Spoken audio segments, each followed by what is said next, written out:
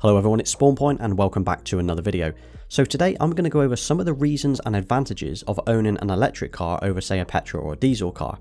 Some of these will be of no surprise to you, but if you're new to EVs or you're not sure whether an EV is really for you, or you just want to understand why anyone would want to buy an electric car, these might be of interest to you.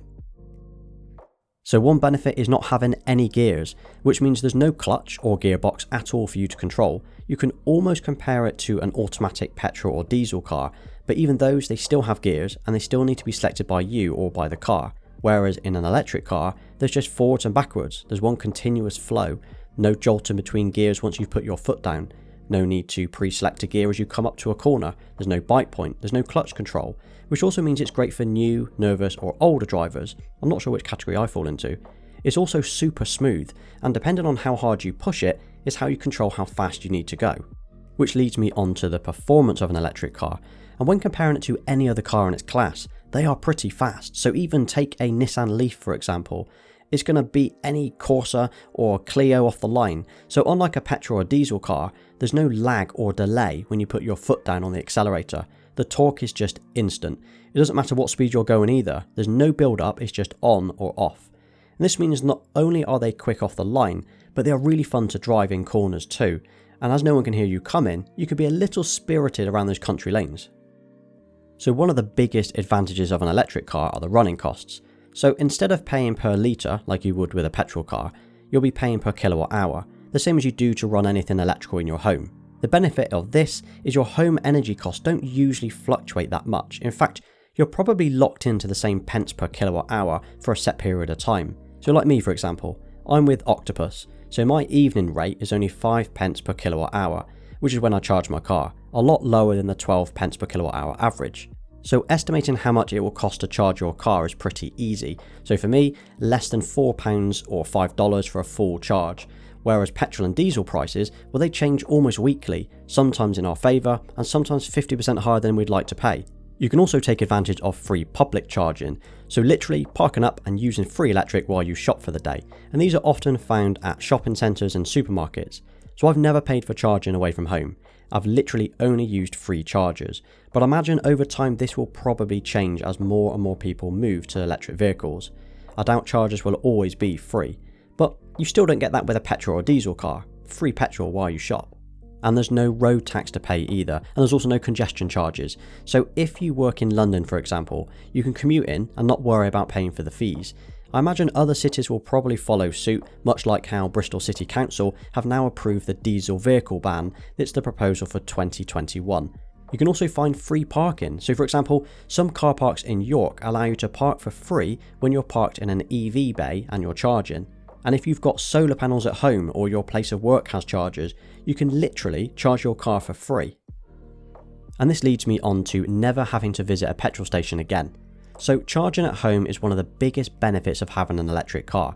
I've covered this in a massive detail in a dedicated video, but the fact is you can pull up on your drive, plug your car in and leave it overnight. It takes no more than 10 seconds of your time to do it. Then the next morning you've got a full battery with 200 to 300 miles, which is usually more than enough for one day's worth of travel.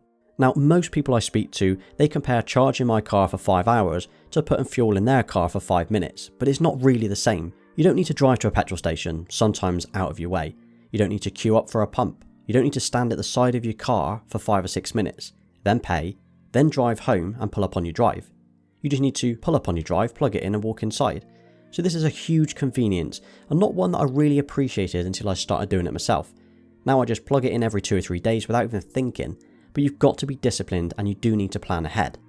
And on to maintenance, which there's none. So other than the odd brake fluid change, tyres and windscreen washer fluid, there's not much else that needs to be done on a yearly checkup. Unlike a petrol or diesel car, where you'll be replacing oil, filters, plugs, coils, brakes, then you need to be worrying about your emissions, your exhaust and your CAT on your MOT. It's practically worry-free motoring, and with some manufacturers like Tesla for example, there's no yearly maintenance interval at all, so you don't need to factor in the £200 to £300 or dollars service each year. And the warranty on electric cars, typically speaking, are around 8 years for the batteries and the drivetrain, so you're covered for a very long time should the two most important parts of the car develop a fault. So this next benefit is actually noise, or lack of. So obviously an electric car doesn't have an engine or an exhaust, which means that other than the tyres rotating on the ground, the car is practically silent. Now, I've owned cars in the past with loud engines and exhausts, which now the silence is borderline calming. I don't miss the sound of an engine one bit. But it's also perfect for late night or long distance driving, or even taxis doing drop-offs so no one can hear you coming. But it's also helping towards noise pollution too, which we know that some cities in this world do have a problem with. Now, depending on the country that you live in, there may be some regulations on having a pedestrian warning sound, but I know that in the UK that's not a requirement yet. Now, another huge benefit to owning and driving an electric car is the environment. Now, plenty of people will buy an EV for this reason alone, which makes sense. But there will also be people who don't buy for this reason at all.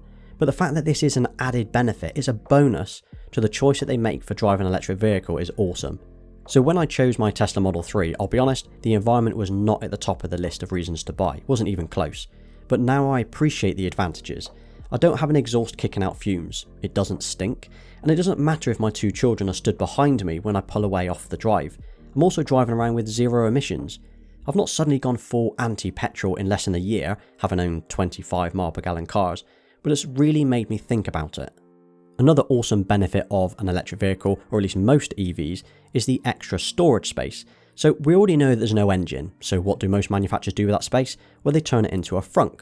Now with the Model 3 for example, there's extra storage under the bonnet, and I usually store my charging cables in here, but there's also plenty of room for other items too.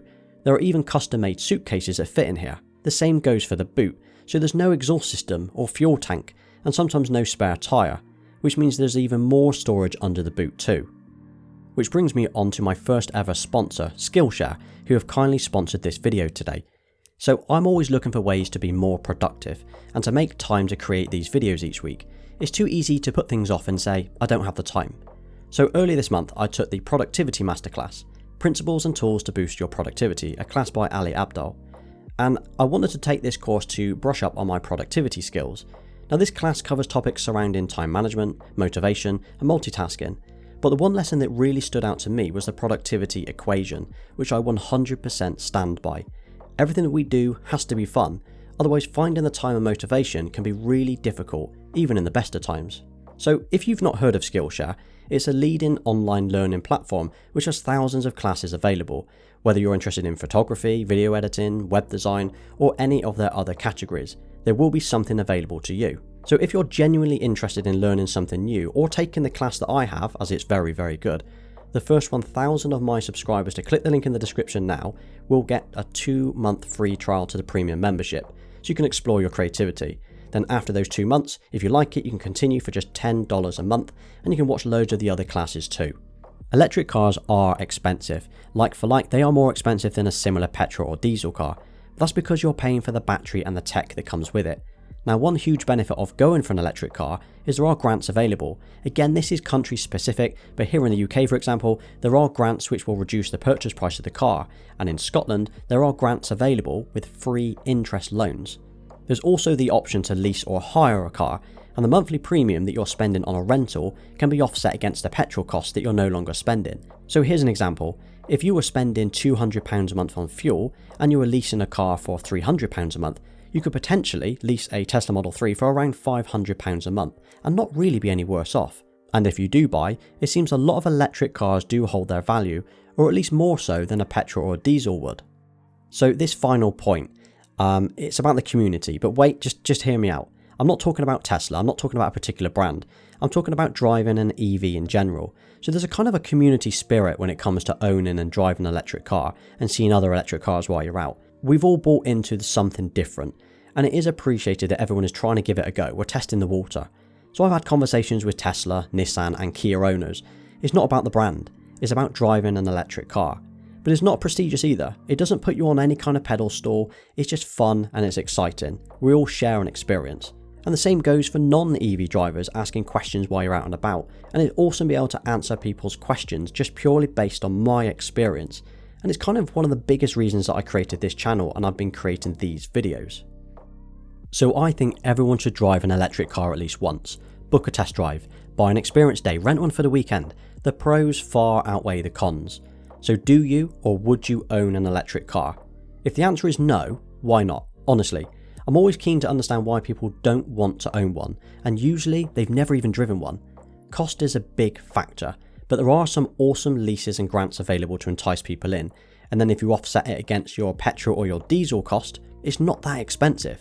If it's range, well, I've covered this in a recent 1,000-mile road trip that I did. It's not that difficult. And that wraps up this week's video. So if you've got any questions at all, suggestions for a new video, just please drop them in the comments. And as always, thank you for watching. If this video was useful, please drop a like. And if you want to see more Tesla and tech videos, please think about subscribing. You can also follow me on my other social channels, including Instagram and Twitter. Until next time.